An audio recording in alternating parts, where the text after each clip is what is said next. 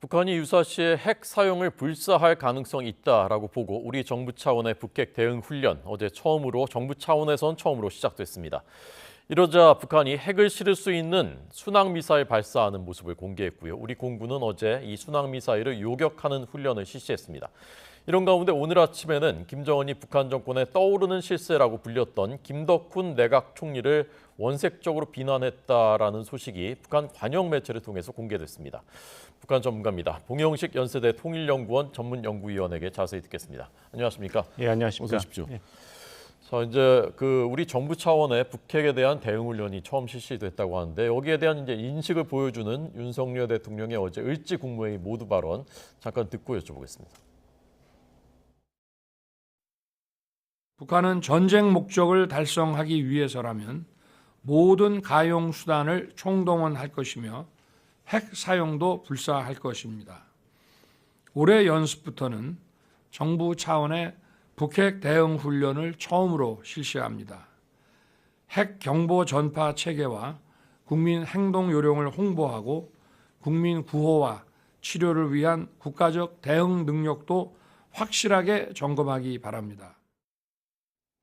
네, 첫 북핵 대응 훈련 그리고 23일에는 전 국민이 참여하는 민방위 훈련도 실시된다고 하는데 어떤 의미고 어떻게 해석할 수 있는 것인지 먼저 말씀해 주십시오. 예, 윤석열 정부 입장에서는 대단히 큰 정치적인 리스크를 감수하고라도 안보 능력을 재점검하고 고도화된 북한의 핵 미사일 능력 그리고 그것을 사용하겠다는 그런 의사 표현에 엄중하고 철저하게 대비해야겠다 이런 결론을 내린 것으로 보입니다. 네. 왜냐하면은 다 기억하시겠습니다만은 과거 권위 정부 때는 이 민방위 훈련이라는 것이 정권의 정치적 목적에 따라서 악용이 된 사례가 있고 그것을 대다수의 국민들께서는 아직도 명백하게 기억하고 있습니다. 이런 상황에서 내년 4월 총선을 앞두고도 민방위 훈련을 다시 하겠다 정부 차원에서 북한의 대응 차원에서 꼭 필요하다고 이야기한 것은 안보 이익을 어떤 정치적 이익보다 앞세운 그런 결정이라고 볼 수 있겠습니다. 네.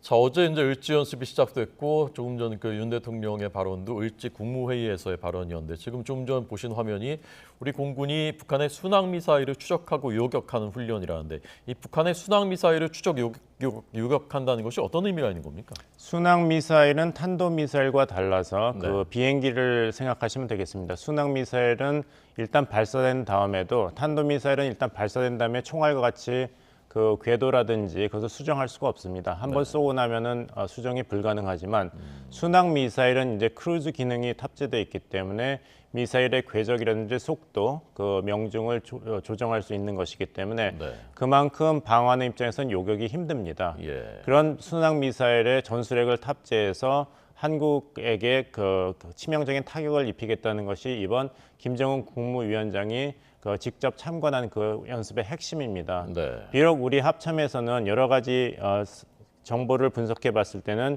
이것을 성공했다고 볼 수는 어렵다. 북한에서는 이제 성공했다고 얘기하지만 우리가 탐지한 여러 가지 궤적이라든지 거리를 보면은 목표물을 정확하게 타격했다는 증거가 없고 저런 10년도 더 된 초기함에서 전략 순항 미사일을 발사할 수가 없다. 이런 분석을 내놓고 있습니다. 네. 하지만 이제 김정은 정권 입장에서는 어떻게 해서든지 이제 남한 사회에서의 이런 안보 불안감을 올려서 내년 4월 총선에 이 윤석열 정부에게 이제 정치적 타격을 입히는 것이 목적입니다. 네. 그래서 이제 강대강 힘 대 힘으로는 북한이 계속 불리하기 때문에 대한민국 사회의 이제 민심을 초점으로 맞춰가지고 윤석열 정부의 이런 강력한 대응을 국민들이 반대하는 그런 정치적 분위기와 그런 정치적 환경을 만드는 것이 목적이라는 것은 네. 이전에 이미 김여정 부부장 명의로 발표한 담화문에서 나왔습니다.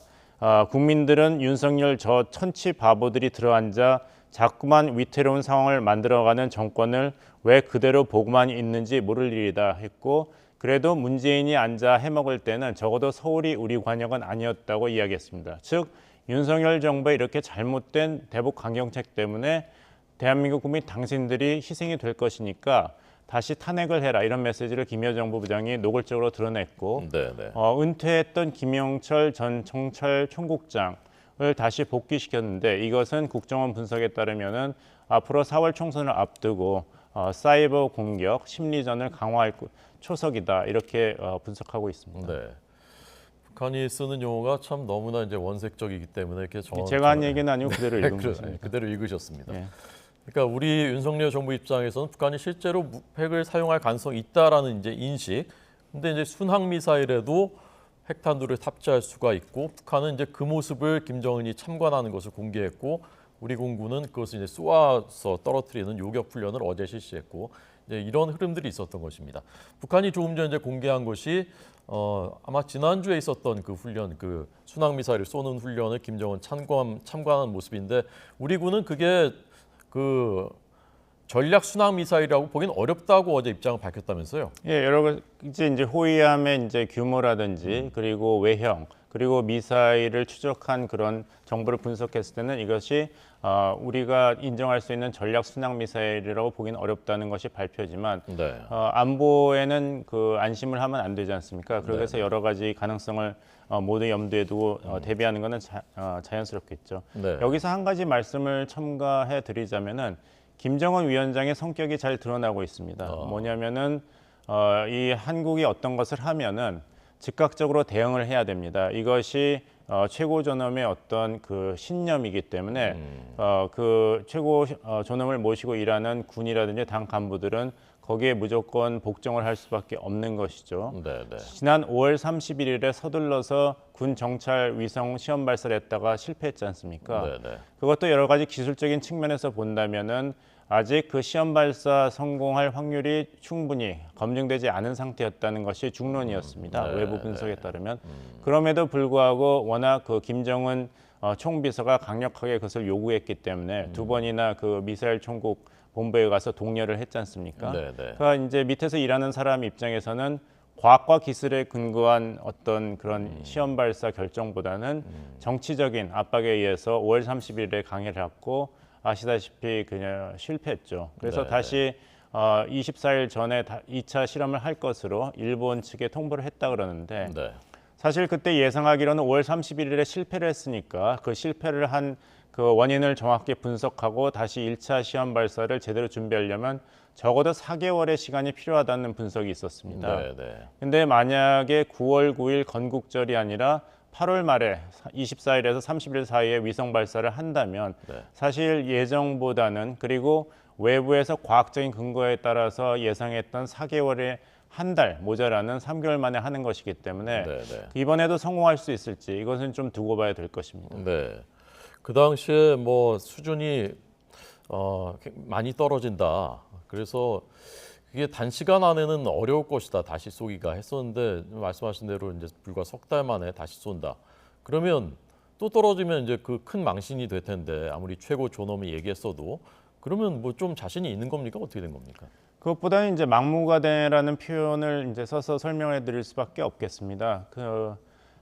지난번에 이제 그 전체 회의 전원 회의를 했을 때 네. 상반기를 결산하는 전원을 했을 때 사실 제일 중요한 문제는 경제난이었죠.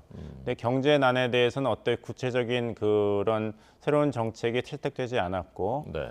이 정찰 위성 시험 발사를 가장 엄중한 실패, 상반기 2023년 상반기에 가장 엄중한 실패라고 규정을 했는데 아하. 김정은 총비서가 책임을 진 것이 아니라 당 간부들이 반성을 했습니다. 네, 네. 그러니까 어디까지나 실패에 대한 책임은 당 간부들 또 군 간부들이 지는 체제이기 때문에 김정은 총비서의 입장에서는 그다지 큰 정치적 부담이 사실 없습니다. 네, 네. 아까 나중에 얘기했지만 이 김정은 내각 총리를 새로운 희생양으로 만드는 것도 네. 자기가 실패했다고 인정할 수는 없는 북한 체제이기 때문에 그런 절대적인 그 존엄, 최고 존엄의 위치는 흔들리지 않아야 되는 시스템이기 때문에 네. 계속해서 희생양을 만들면서 계속 나갈 텐데 네.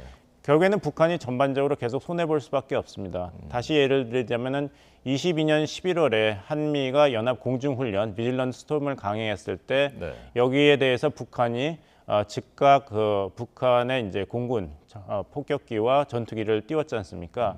근데 대부분은 너무 준비 안 된 상태에서 연료도 부족하고 기술적인 점검도 안 된 상태에서 출격을 했기 때문에 네, 네. 제대로 이제 연습이 진행되지 않았고 많은 북한 전투기들은 그냥 땅에 추락하는 그런 사태가 있었죠. 하지만 워낙 최고 전엄의 이런 자존심이 강하게 작용하기 때문에 네. 이번에 24일부터 31일까지 북한은 정찰위성 2차 실험을 강행할 것이고 네. 실패하더라도 계속해서 제8차 전원회의에서 결정됐던 이 5대 전략무기 중에 하나인 정찰위성 시험 발사는 계속될 것입니다. 네. 또 누군가가 또 희생양이 또 되겠군요. 그러면. 그렇습니다. 자, 그래서 지금 오늘 아침에 이제 북한의 그 관영 조선중앙통신이 보도한 스스로 공개한 그 김덕훈 내각 총리에 대한 김정은 위원장의 그래도 이제 최고 존엄인데 아주 원색적인 언사로 이제 막 맹비난을 했단 말입니다. 무책임한 사업 태도, 비뚤어진 관점, 극심하게 기강 규율이 문란해졌다, 경제를 말아먹었다. 이거 어떻게 해석할 수 있는 겁니까? 오히려 역설적으로 본다면은 그동안 총애했던 김덕훈 그 총리를 이렇게 신랄하게 비판했다는 것은 네. 김덕훈 총리를 완전히 정치계에서 매장시킨다기보다는 지금 워낙 경제란이 심하기 때문에 누군가는 확실한 희생양이 돼야 된다. 그런 정치적 필요성 때문에 모든 그 책임을 한 사람에게 몰아가는 그런 언사라고 봐야겠습니다. 네. 하지만 이 내각 총리가 이렇게 비판을 받았지만 다시 한번 정치계로 컴백할 가능성은 오히려 높다고 봅니다. 네. 왜냐하면은 예전 북한 김정은 체제를 보면은 소위 북한판 회전문 인사가 종종 눈에 띄거든요. 예를 들면은 최근에 리영우 차수가 지난번에는 여러 가지 부패 때문에 소위 원스타로 강등이 됐다가 다시 총참모장으로 복귀했습니다. 네, 네. 당시 국방상과 총참모장을 역임했던 리영수 차수가 해임되고 박수일 대장으로 대치가 됐는데 네. 그 당시의 이유는 무역 일꾼들이 일을 잘했다고 포상으로 주는 평양의 아파트를 무역 일꾼들에게 준 게 아니라 이영수 차수가 군 간부들에게 줬습니다. 이런 것이 이제 논란이 되니까 누군가는 책임을 져야 되기 때문에 리영수 차수가 일단 책임을 졌지만 네. 워낙 지금 이제 한미일 안보 협력도 강화되고 한국 정부가 계속 미국과의 연합 훈련을 강화하고 자주 국방을 하면서 사태가 심각해지니까 결국에는 믿을 수 있는 리영수 차수를 다시 총참모장으로 불러들였고 네. 아까 말씀드린 대로 김정은 위원장이 권력을 잡았을 때부터 소위 정치안보 외교의 가정교사라고 불렸던 김영철 전 정찰총국장도 다시 불러들어서 대남 사이버 테러와 선전선동을 시작하고 있기 때문에 네, 네. 결과는 이 북한판 회전문 인사가 계속될 것이기 때문에 이번에 김덕훈 총리가 모든 책임을 지고 불명예스럽게 잠시 물러나겠지만 네. 결국에 가서는 일을 제대로 하는 사람이 그렇게 많지 않습니다. 그래서 다시 한번 김덕훈 총리를 불러들일 것으로 보이고 이 경제 문제에서의 이런 것은 많았습니다.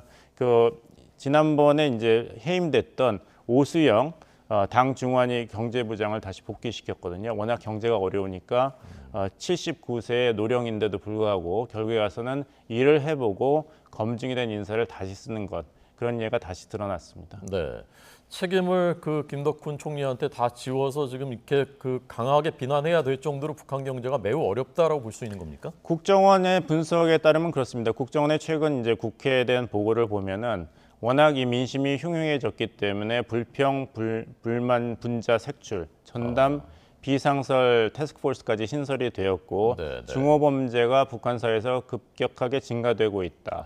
마약 사용도 늘고 있다. 소위 예. 딱이라 그래서 너무 먹기 살기가 힘들고 기운이 없고 허기가 지니까 이 몸에 안 좋지만 마약을 사용해서 허기를 극복하는 것이 유행되고 있습니다. 매우 심각한 매우 심각한 상황이지만 중국과의 이제 국경 개방을 통한 무역도 아직 궤도화되지 않았기 때문에 네. 북한 정권 입장에서는 어떻게 하든지 지금 시간을 끌어야 됩니다. 그래서 노동당 중환위 정치국 상무위원이었고 59세부터 소위 북한 경제의 핵심 요직을 맡았던 김 총리조차도 일종의 희생양으로 워낙 높은 자리에 있었던 것은 북한의 인민들과 당 간부들이 잘 알기 때문에 네, 네. 이렇게 신임을 받고 김정은이 소중하게 생각하고 권력을 누리던 사람을 이 희생양으로 내세웠다는 건 그만큼 김정은 총비서가 경제난을 심각하게 여기고 있다. 네. 그래서 어떤 적극적인 조치가 나올 것이라는 기대감을 불러일으키는 도움이 많이 되겠죠. 네. 김덕훈이 북한 정권 내부에서 이제 떠오르는 실세로 부각이 많이 되고 있었다고 합니다만은 우리한테는 사실 좀 생소한 이름인데 어떤 인물인지 좀 더 말씀을 좀 해주십시오. 59세부터 이제 부총리로 나와서 그 김정은 정권의 이제 경제개발 정책에서 핵심 인물이었습니다. 네.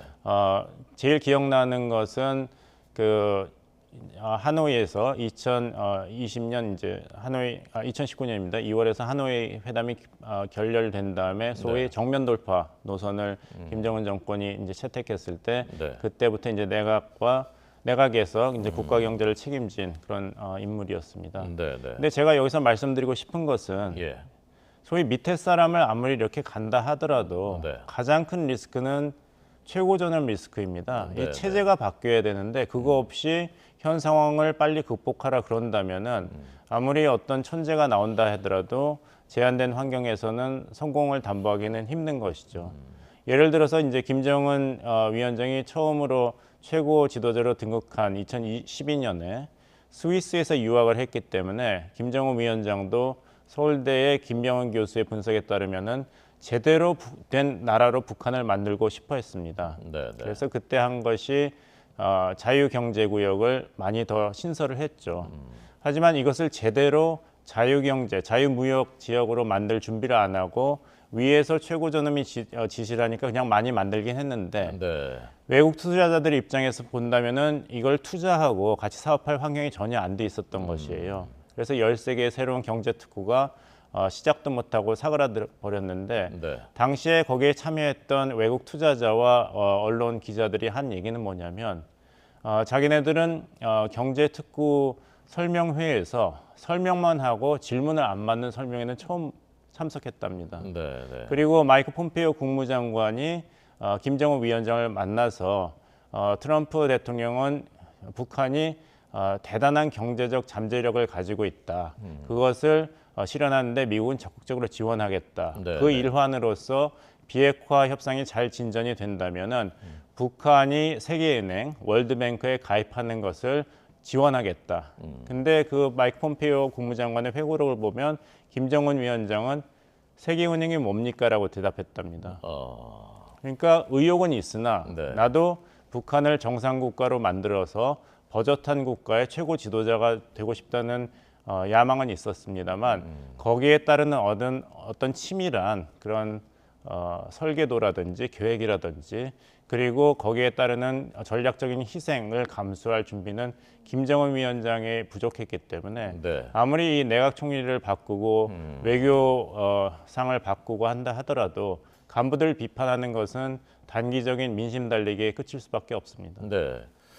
자, 그러면 끝으로요. 결국 이제 그래서 경제가 이제 제일 중요한데 지금 말씀은 워낙 식량난 심각하니까 증오 범죄까지 늘어나고 있고 현실 도피하기 위해서 마약을 복용하는 사람이 늘고 있다라는 것이 우리 국정원의 이제 분석이라고 하는데 북한이 어쨌건 이제 국경을 좀 열려는 코로나 이후에 이제 닫혔던 것을 좀 열려는 움직임이 보이고 9월 아시안 게임에도 아마 중국에 이제 참가를 할 것 같다.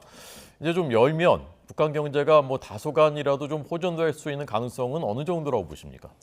그다지 크지는 않지만 여기서는 사회자님께서 말씀하신 것이 키워드입니다. 다소간입니다. 다소간 버티기입니다. 북한이 지금 제일 바라고 있는 것은 내년 11월 미국 대통령 선거에서 트럼프 전 대통령이 복귀하는 것입니다. 네. 그러면 캠프 데이비드라든지 인도 태평양 전략이라든지 한미 연합 훈련이라든지 이 바이든 행정부가 주도하고 윤석열 정부가 적극적으로 참여했던 이 모든 북한을 압박하는 기제가 한순간에 사라질 수 있습니다. 네, 네. 그렇기 때문에 제가 예상하기로는 11월을 기다리면서 어떻게 해서든지 버티고 네. 증오범죄를 방지하고 경제란을 그저 견디면서 하지만 계속해서 전략무기 실험은 할 것입니다. 자, 오늘 북한 상황에 대해서 봉영식 연세대 통일연구원 전문연구위원회 해설을 들었습니다. 감사합니다.